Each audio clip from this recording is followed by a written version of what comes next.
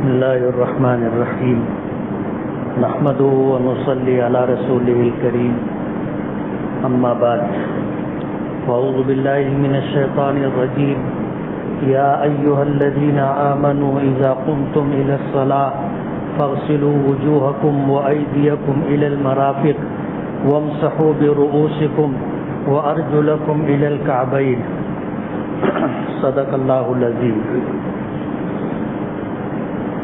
بزرگان محترم اور عزیز دوستو،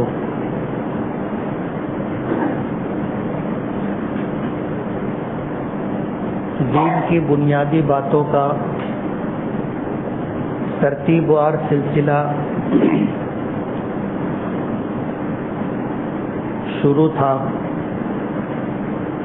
اسی سلسلے کو آگے بڑھانے کے لیے قرآن کریم کی وہ آیت جو وضو کے فرائض پر مشتمل ہے اس کی تلاوت کی کہ اے ایمان والو، جب تم نماز کے لیے قیام کا ارادہ کرو یا تم جب نماز پڑھنے کے لیے کھڑے ہو تو اس سے پہلے وضو کر لو۔ وضو کے 4 فرائض ہیں جسے اللہ پاک نے قرآن کریم میں ذکر کیا ہے، اور فرض اس عبادت کو کہتے ہیں جس کی ادائیگی کے بغیر عبادت کا حصول ممکن نہیں۔ یعنی کوئی شخص اگر وضو کرنا چاہے تو جب تک وضو کے فرائض پر عمل نہیں کر لے گا اس کا وضو نہیں ہوگا۔ وضو میں 4 فرض ہیں جس کا تذکرہ پچھلے ہفتے ہم نے کیا تھا کہ پیشانی کے بال سے لے کر کے تھوڑی کے نیچے تک اور ایک کان کی لو سے دوسرے کان کی لو تک اس طرح پورے چہرے کا پانی سے دھونا، یہ وضو کا پہلا فرض ہے۔ فاغسلوا وجوہکم، تم اپنے چہرے کو دھو۔ 2 چیزیں ہوتی ہیں، ایک ہے مسح اور ایک ہے غسل۔ مسح کہتے ہیں کہ تر ہاتھ کو جسم کے کسی حصے پر پھیرنا، اور غسل کہتے ہیں کہ جسم کے کسی حصے کو دھوتے ہوئے اس پر پانی ڈالنا، اور اتنا پانی ڈالنا کہ وہ پانی جسم کے اس حصے پر بہہ جائے، اسے غسل کہتے ہیں۔ اور مسح کہتے ہیں گیلا ہاتھ پھیر لینا۔ اب جسم کے جس حصے پر ہم نے ہاتھ پھیرا ہے وہ گیلا ہو نہ ہو، مکمل ہر جگہ جو ہے تری پہنچ جائے ایسا ضروری نہیں۔ وضو میں 2 حصے ہیں، ایک ہے غسل 3 اعضاء کا دھونا، اور ایک ہے مسح یعنی سر کا مسح کرنا۔ چہرے کا دھونا وضو کا پہلا فریضہ ہے، اور اس طرح چہرہ دھویا جائے گا کہ بال برابر جگہ بھی خشک نہ رہے، اس پر پانی بہہ جائے، یہ ہے غسل، چہرے کا دھونا۔ آدمی وضو کرنے بیٹھتا ہے، ان چیزوں کی معلومات نہ ہونے کی وجہ سے اہتمام نہیں کر پاتا۔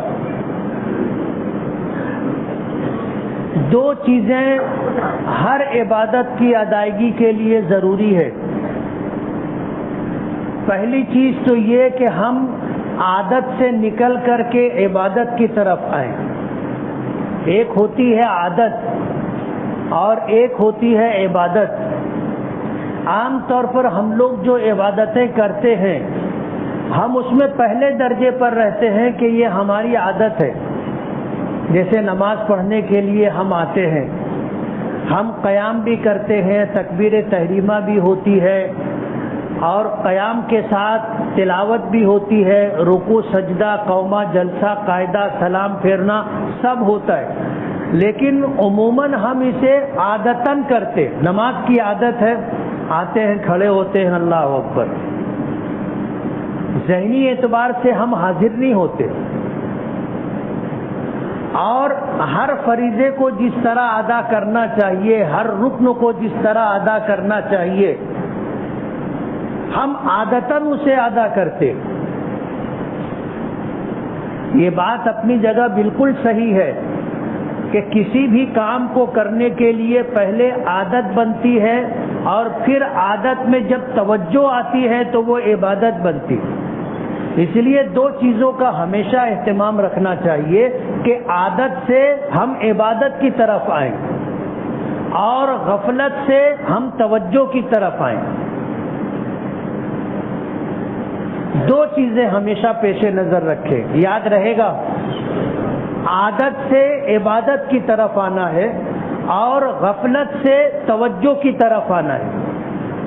جب یہ دو چیز ہم پیش نظر رکھیں گے تو ہمارا وضو ہو، غسل ہو، نماز ہو، روزہ ہو، زکوٰۃ ہو، حج ہو، ہر عبادت وہ عبادت کا درجہ پائے گی. اس لیے جب وضو کے لیے بیٹھیں گے تو دو چیزیں پیش نظر ہونی چاہیے. ایک تو عادت سے نکل کر کے عبادت کی طرف، اور یہ اس وقت ہوگا جب ہم نیت کریں گے، اور نیت بھی توجہ کے ساتھ کریں گے.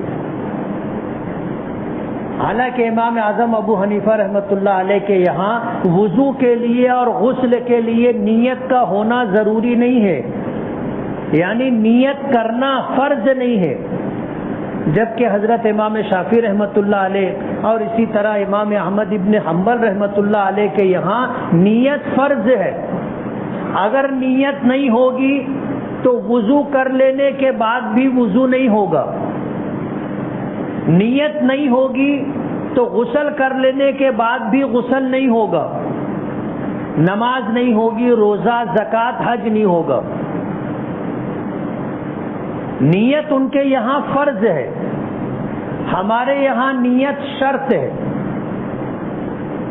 نیت شرط ہے. امام اعظم ابو حنیفہ رحمۃ اللہ علیہ کے یہاں شرط اور فرض میں فرق ہے.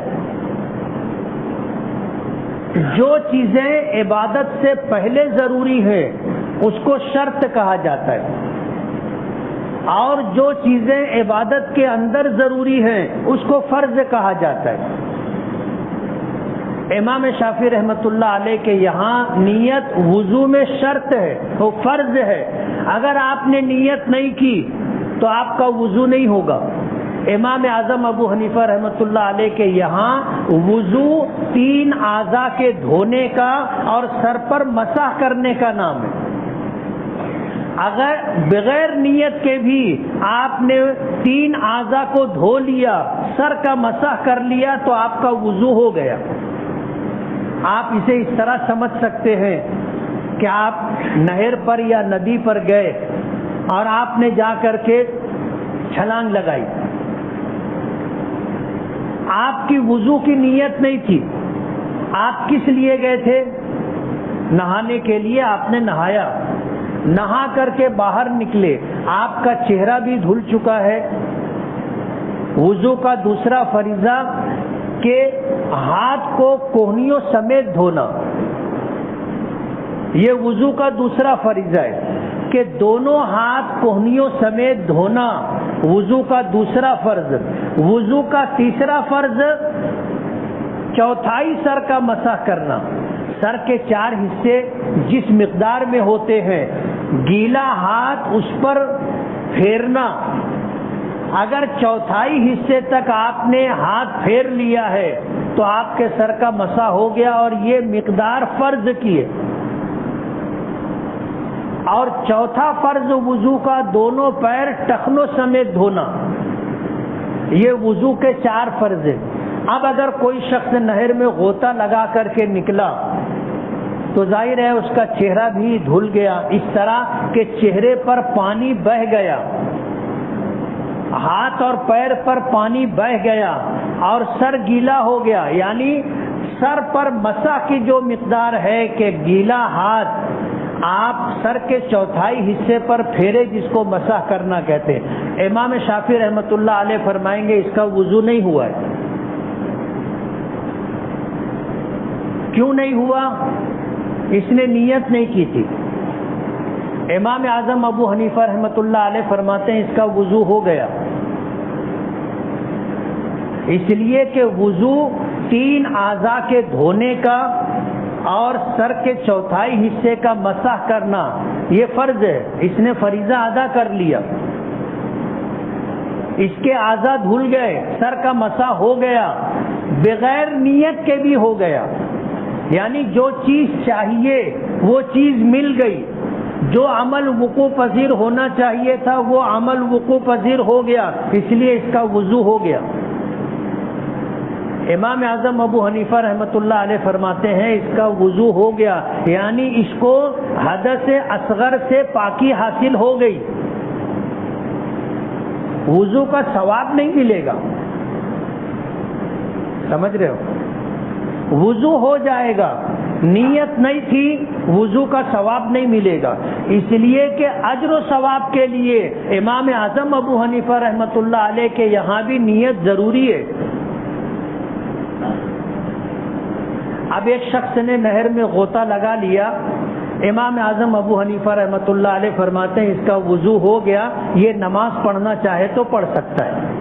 امام شافعی رحمۃ اللہ علیہ فرماتے ہیں وضو کے لیے نیت بھی فرض ہے، اس نے نیت نہیں کی تھی اس لیے اس کا وضو نہیں ہوا، غوطہ لگا لینے سے اس کے اعضاء دھل تو گئے، اس کے اعضاء دھل تو گئے لیکن حدث اصغر سے پاکی حاصل نہیں ہوئی، اس لیے یہ نماز نہیں پڑھ سکتا۔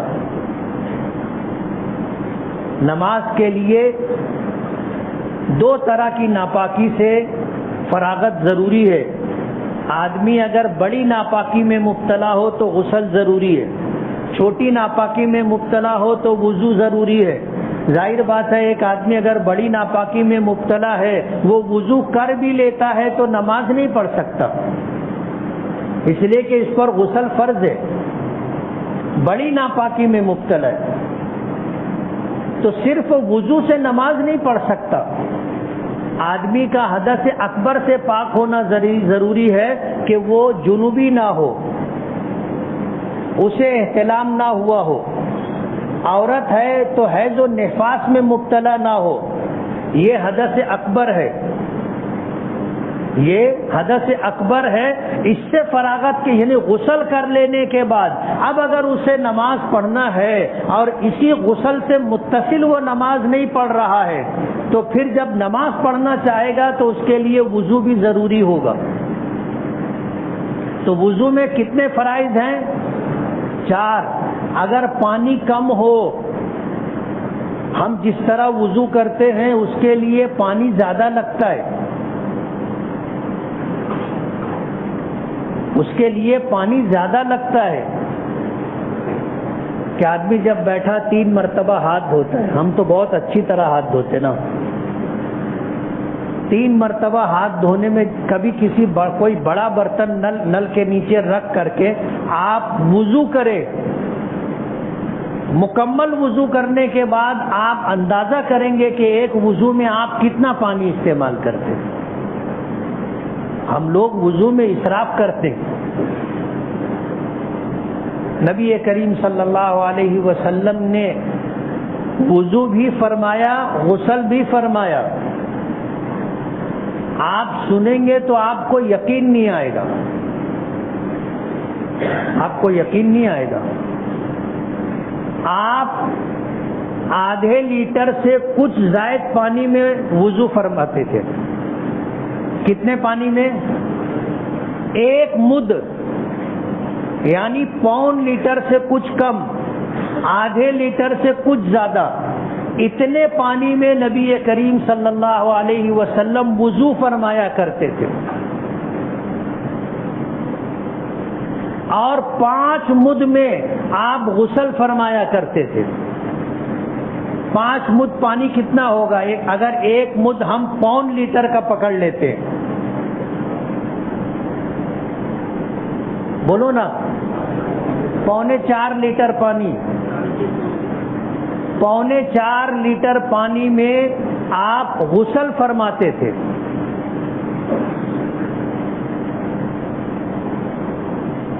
یقین آتا ہے؟ امام ابو یوسف رحمۃ اللہ علیہ انہوں نے جب یہ حدیث اور نبی کریم صلی اللہ علیہ وسلم کا عمل ذکر فرمایا تو ان کے کسی شاگرد نے یہ بات کہی تھی کہ میرا تو اتنے پانی میں وضو نہیں ہوگا، 1.25 لیٹر پانی میں میرا وضو نہیں ہوگا، اور 4.25 لیٹر پانی میں میرا غسل نہیں ہوگا۔ ہماری بھی اندر کی آواز یہی ہے، برابر۔ ہم اپنی عادت کی وجہ سے اور کثرت سے پانی استعمال کرنے کی وجہ سے ہم بھی ایسا سمجھ رہے ہیں کہ 1.25 لیٹر پانی میں وضو نہیں ہوگا اور 4.25 لیٹر پانی میں غسل نہیں ہوگا۔ جواب امام ابو یوسف رحمۃ اللہ علیہ نے اپنے شاگرد کو دیا تھا کہ تم سے زیادہ پاکیزہ اور تم سے زیادہ پاکی کو پسند کرنے والی ذات نبی کریم صلی اللہ علیہ وسلم کی ذات تھی، اور اللہ نے آپ کی ذات کو نمونہ اور اسوہ بنایا ہے۔ اگر اللہ کے رسول کا وضو 1.25 لیٹر پانی میں ہو جاتا ہے تو تمہارا کیوں نہیں ہوگا؟ اگر اللہ کے رسول 4.25 لیٹر پانی میں غسل فرما لیتے تھے تو تمہارا غسل کیسے نہیں ہوگا؟ ہو جائے گا، اور ہوتا ہے۔ کبھی کر کے دیکھنا، کبھی کر کے دیکھنا۔ ہم لوگ جس طرح وضو کرتے ہیں تو ہمارے وضو میں تو 5 لیٹر پانی لگتا ہے، اور غسل کرنے بیٹھتے ہیں تو ہم کو کم سے کم 20 سے 25 لیٹر پانی چاہیے۔ تو ہم لوگ وضو اور غسل میں پانی کا زیادہ استعمال کرتے ہیں، یہ ہماری عادت ہو گئی۔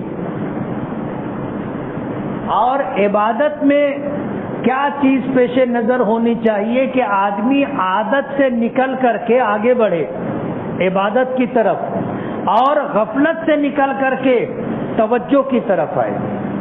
تو جب ہم وضو کرنے بیٹھیں تو ہمیں یہ معلوم ہونا چاہیے کہ وضو میں فرائض کتنے، وضو میں سنتیں کتنی ہیں، ہمیں معلوم ہونا چاہیے۔ اور ہر عمل کو انجام دیتے وقت ہم غفلت سے نکل کر کے توجہ کی طرف آئے۔ جب توجہ ہوگی تو ظاہر بات ہے نیت بھی ہوگی، توجہ ہوگی تو نیت بھی ہوگی، اور نیت ہوگی تو ثواب بھی ملے گا۔ نبی کریم صلی اللہ علیہ وسلم نے فرمایا کہ جب آدمی وضو کرتا ہے تو اعضائے وضو سے گناہ پانی کے ساتھ جھڑتے ہیں۔ آدمی وضو کرتا ہے تو اعضائے وضو سے گناہ وضو کے پانی کے ساتھ جھڑتے ہیں، اور یہ پانی جو ہمارے عضو پر پڑ کر کے نیچے آگے بڑھ چکا، جسم سے جدا ہو چکا، وہ پانی مستعمل پانی ہے، یعنی استعمال شدہ پانی ہے۔ اور یہ پانی جو ہوتا ہے یہ گناہوں کو لے کر کے باہر ہوتا ہے، حتیٰ کہ پانی کا آخری قطرہ اس عضو کے آخری گناہ کو لے کر کے جسم سے جدا ہوتا ہے۔ لیکن یہ اجر و ثواب کب ملے گا؟ جب نیت ہوگی۔ نیت ہوگی تو وضو کا جو اجر و ثواب ہے وہ ملے گا، اور اگر آپ کی نیت نہیں ہے تو وضو ہو جائے گا، آپ نماز پڑھ سکتے ہیں، وضو کا ثواب نہیں ملے گا۔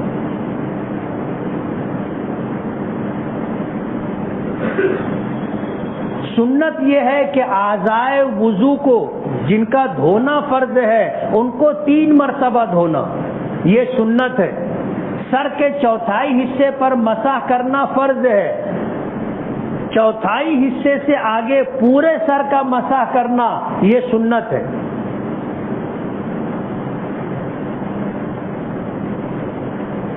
جب ہم وضو کر رہے ہوں تو اعضاء کو رگڑیں، یہ بھی سنت ہے۔ ایک عضو دھونے کے بعد دوسرا عضو متصلاً دھونا، اتنی تاخیر نہ کرنا کہ ایک عضو ہم نے دھویا یہ سوکھ گیا اب اس کے بعد دوسرا عضو دھو رہے ہیں، تو یہ نہیں چلے گا۔ صبح اٹھے ہاتھ دھو لیا، 1 گھنٹے کے بعد چہرہ دھو لیا، 1 گھنٹے کے بعد پیر دھو لیا، 1 گھنٹے کے بعد مسح کر لیا، وضو نہیں ہوگا۔ تواتر ضروری ہے۔ ایک عضو خشک ہونے سے پہلے دوسرا عضو دھونا، پورے سر کا مسح کرنا، یہ سنت ہے۔ یہ تو وہ چیز ہے جو پچھلے ہفتے میں نے ذکر کی تھی کہ وضو کے 4 فرض ہیں۔ جب پانی کم ہو تو ان اعضاء کو ایک ایک مرتبہ دھو لینا اور سر پر مسح کر لینے سے آدمی حدث اصغر سے نکل جاتا ہے، با وضو ہو جاتا ہے، نماز پڑھنا چاہے پڑھ سکتا ہے۔ اتفاق ہوتا ہے کبھی کہ پانی بہت کم ہوتا ہے۔ اب جب پانی اتنا ہی ہے، 1 لیٹر پانی، تو ظاہر بات ہے ہم لوگوں کو عادت نہیں ہے کم پانی استعمال کرنے کی، عادت ہے زیادہ پانی استعمال کرنے کی۔ اب اتنا ہی پانی ہے، وضو کرنا ہے، تو ان 3 اعضاء کو اگر آپ نے ایک ایک مرتبہ دھو لیا اور سر کا مسح کر لیا تو آپ کا وضو ہو گیا۔ کانوں کا مسح کرنا، گردن کا مسح کرنا، انگلیوں کا خلال کرنا، داڑھی کا خلال کرنا سنت ہے۔ مسواک کرنا سنت ہے۔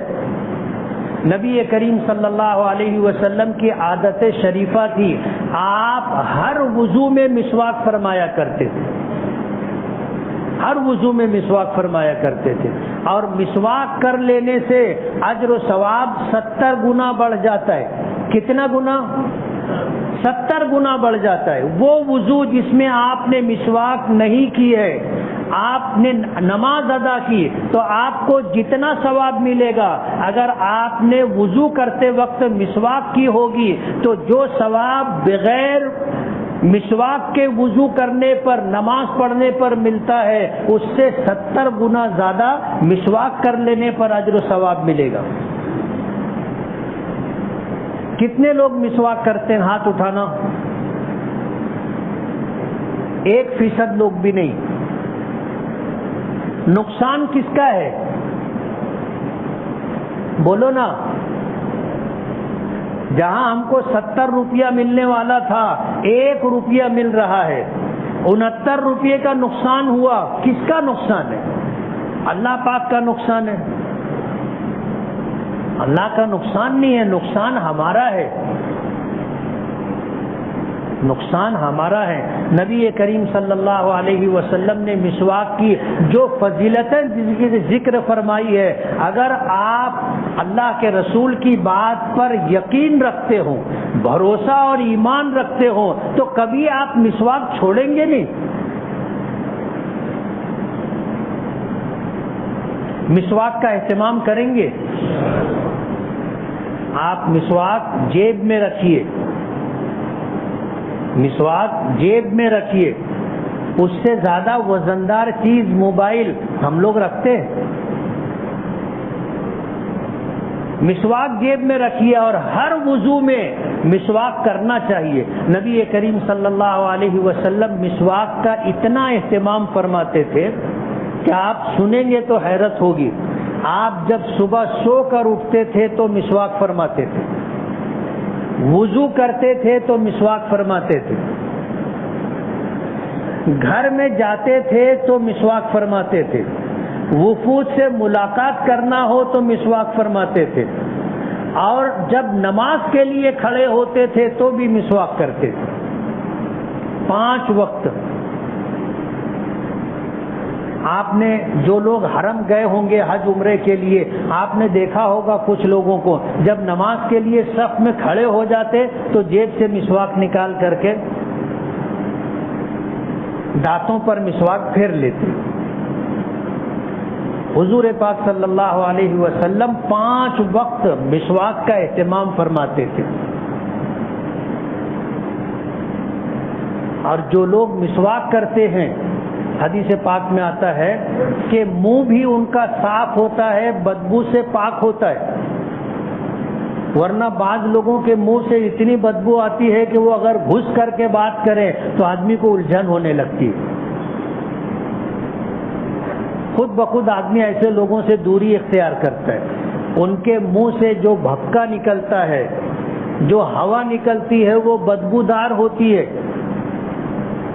اور جو لوگ مسواک کرتے ہیں ان کو کبھی بھی منہ کی بدبو کی شکایت نہیں رہتی۔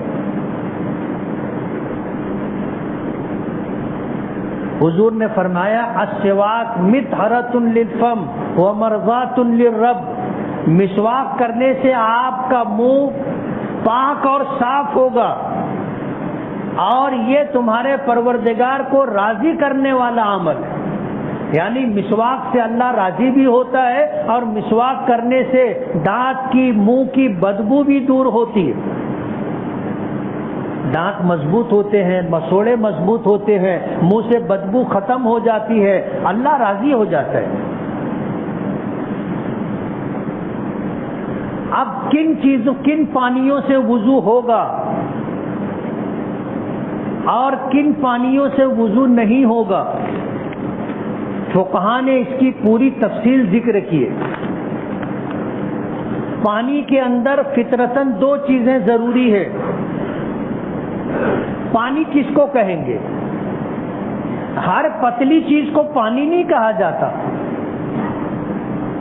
ہر پتلی چیز کو پانی نہیں کہا جاتا۔ پانی کیا ہے وہ آپ اور ہم جانتے ہیں۔ اس میں دو چیزیں بنیادی طور پر رہنا ضروری ہے کہ پانی میں رقت ہو یعنی پتلا پن ہو، دوسری چیز بہنے کی صفت ہو۔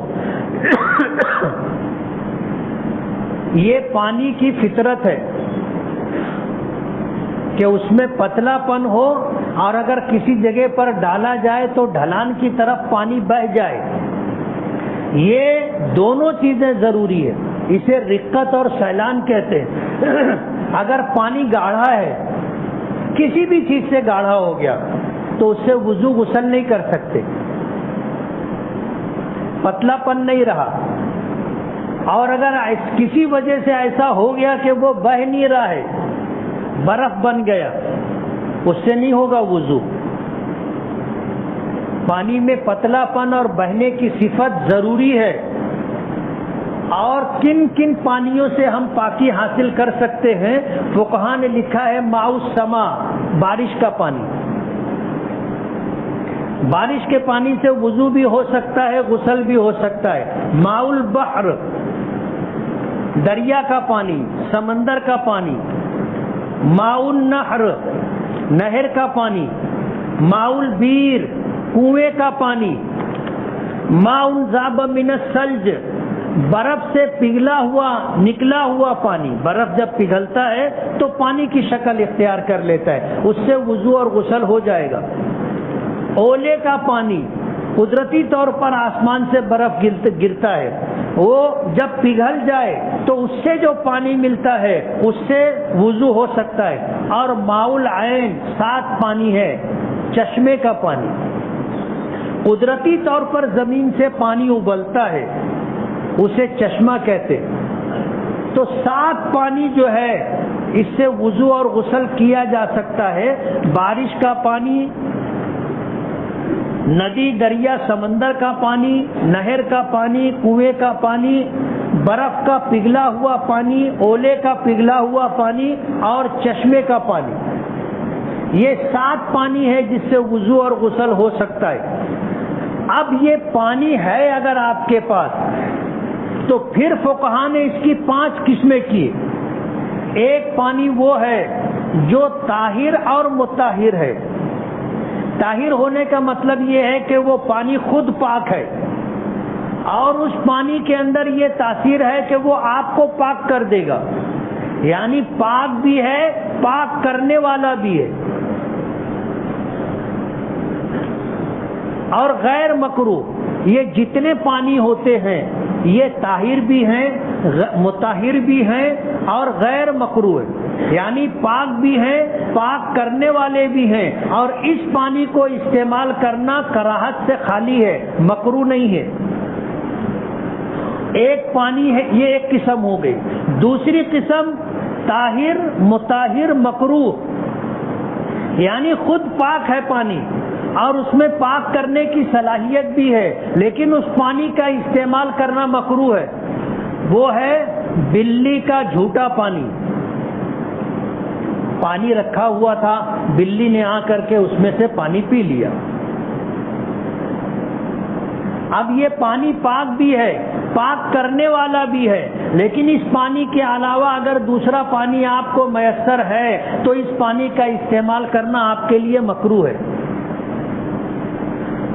مسئلہ یہ ہے کہ اگر درندے پانی پی لے اور پانی مقدار میں کم ہو تو وہ پانی ناپاک ہو جاتا ہے، لیکن بلی جو ہے، حضور پاک صلی اللہ علیہ وسلم نے فرمایا کہ یہ گھروں میں آنے جانے والا جانور ہے، یہ کبھی بھی منہ ڈال سکتا ہے برتن میں، اس لیے اس کا پیا ہوا پانی، منہ ڈالا ہوا پانی ناپاک نہیں ہے،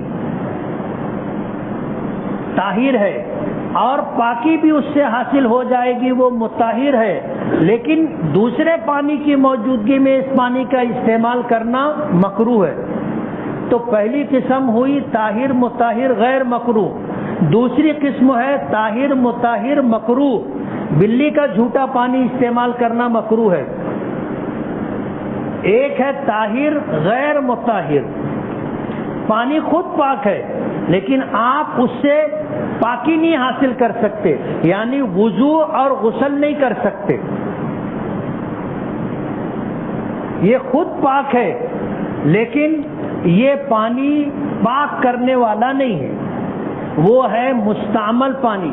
جو پانی ہم وضو اور غسل میں استعمال کر چکے، اب وہ پانی استعمال شدہ اگر برتن میں یا کہیں رکا ہوا ہے تو یہ پاک تو ہے، لیکن اب اس سے دوبارہ وضو نہیں کر سکتے. سمجھ رہے ہو آپ؟ یہ مستعمل پانی ہے، اس کو مائع مستعمل کہتے ہیں. یہ طاہر ہے غیر مطہر ہے، پاک کرنے والا نہیں ہے. ایک مرتبہ استعمال ہو گیا، اب دوبارہ اس سے وضو اور غسل کریں گے تو وضو اور غسل کی پاکی حاصل نہیں ہوگی.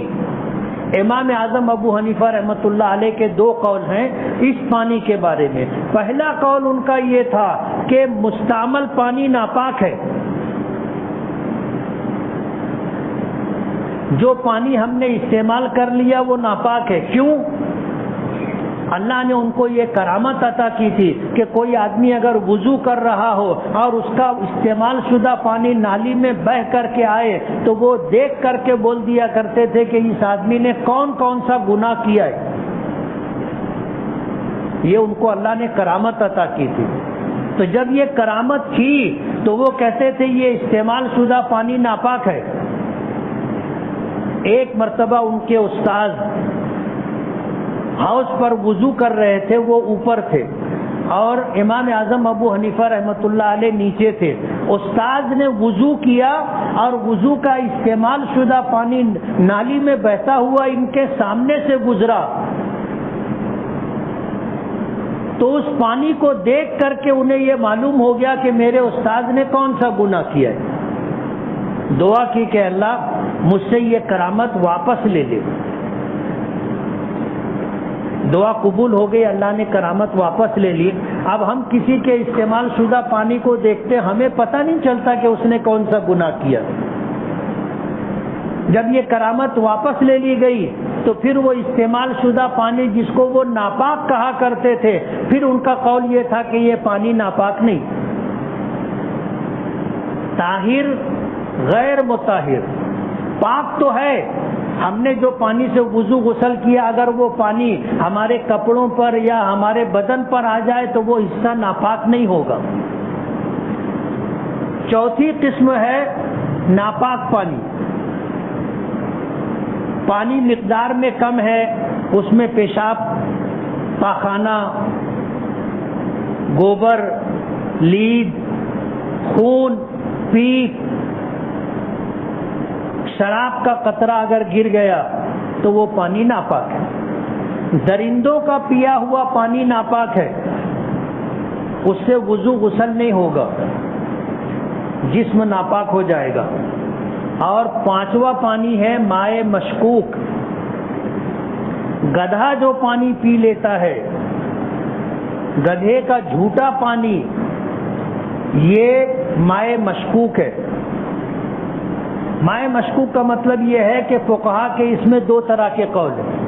ایک تو یہ کہ بعض فقہا کہتے ہیں کہ اس سے وضو غسل ہو جائے گا، اور بعض فقہا کہتے ہیں کہ نہیں ہوگا۔ اب اگر کسی نے استعمال کیا تو کچھ لوگ بولیں گے اس کا وضو ہو گیا، اور کچھ لوگ کیا کہیں گے، وضو نہیں ہوا۔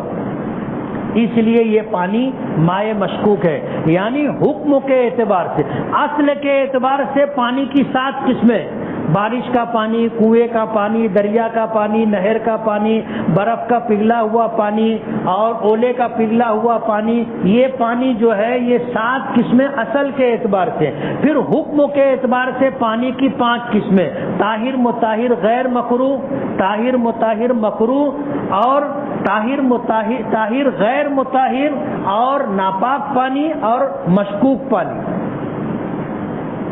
آپ کو سن کر کے حیرت ہوگی کہ شریعت نے اتنی باریک باریک باتیں ذکر کی ہیں، اتنی باریک باریک باتیں ذکر کی ہیں کہ حیرت ہوتی ہے کہ ان لوگوں نے قرآن و حدیث کو سامنے رکھ کر کے کتنی بنیادی اور کتنی گہری گہری باتیں ہم لوگوں کے سامنے رکھی۔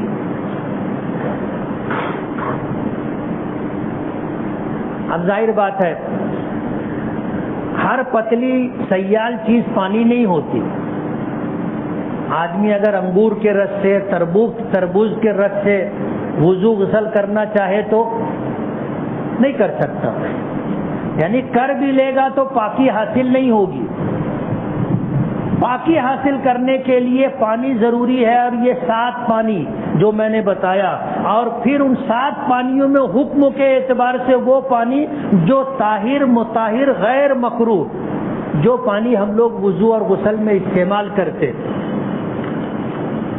تو شریعت کے اعتبار سے، حکم کے اعتبار سے ہمیں اگر نماز پڑھنا ہے تو حدث اکبر سے اور حدث اصغر سے دونوں طرح سے پاکی حاصل ہونا ضروری ہے کہ ہمیں غسل کی حاجت نہ ہو۔ اگر ہے تو ہم ناپاک ہیں، حدث اکبر میں مبتلا ہے، اور ہمیں نماز پڑھنا ہے تو حدث اصغر سے بھی پاکی ہو۔ ہم نے اگر پیشاب پاخانہ کر لیا تو ہمارا وضو نہیں رہا، جب وضو نہیں رہا اب نماز پڑھنا ہے تو ہمیں وضو کرنا پڑے گا، اور وضو کیسے ہوگا اس کے لیے پانی ضروری ہے۔ اور کون کون سا پانی وہ تفصیل بتا دی، اور پھر پانی حکم کے اعتبار سے۔ اب ظاہر بات ہے جو پانی بلی پی لی، جو پانی گدھا پی لیا، جو پانی گھوڑا خچر پی لیا، جو پانی کسی درندے نے، کتے نے، خنزیر نے، شیر نے اور کسی جانور نے پانی پی لیا ہے تو وہ پانی۔ ہم نے وضو غسل کیا، جو پانی استعمال ہو گیا وہ بھی پانی ہے، لیکن ہر پانی کا حکم الگ ہے۔ کس سے ہم وضو کر سکتے ہیں اور کس سے وضو نہیں کر سکتے، اور کس سے وضو کرنے کے بعد ہمارا وضو ہوگا اور کس پانی سے وضو کرنے کے بعد ہمارا وضو نہیں ہوگا، اور اگر وضو ہو گیا تو کراہت رہے گی یا نہیں رہے گی، شک شبہ رہے گا یا نہیں رہے گا، یہ ساری تفصیل فقہا نے قرآن و حدیث کو سامنے رکھ کر کے ذکر کی ہے۔ اس لیے اگر ہمیں نماز پڑھنا ہے تو نماز سے پہلے وضو ضروری ہے، غسل ضروری ہے، یعنی حدث اصغر اور حدث اکبر دونوں سے پاکی ضروری ہے، اس کے بعد ہم نماز پڑھ سکتے۔ وآخر دعوانا ان الحمد للہ رب العالمین۔ جن